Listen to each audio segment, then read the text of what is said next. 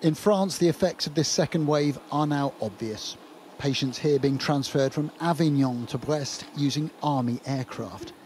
More than half the country's intensive care beds are now full with COVID patients.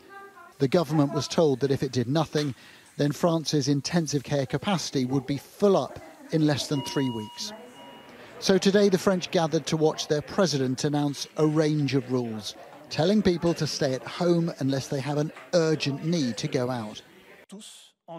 In Europe, we've all been surprised by the evolution of the virus. Certain countries like Spain, Ireland and the Netherlands have taken stronger measures than ours. However, we're at the same point, overwhelmed by a second wave that we now know will doubtless be harder and more deadly than the first. The new rules will come in tomorrow night, adding to the existing curfew. Restaurants, bars and cafes will close.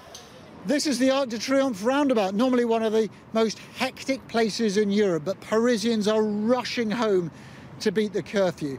These are not normal times. President Macron said the situation was worsening faster than he had expected, and that is the same story across so much of Europe. In Germany, the speed at which the virus is now spreading has also caused alarm. Bars and theatres will be closed, restaurants limited to takeaway orders. Social contacts are to be limited. Even in a nation where intensive care facilities seem generous, there are fears that hospitals could be overwhelmed within weeks. I want to describe what makes the current pandemic situation so serious. It's about the speed at which the virus spreads, and it's very high. We are seeing an exponential increase in numbers, and figures double even more rapidly. Across Europe, we are now seeing dramatic reactions. France has taken a big step towards an actual national lockdown, but it's not the only country moving along that path.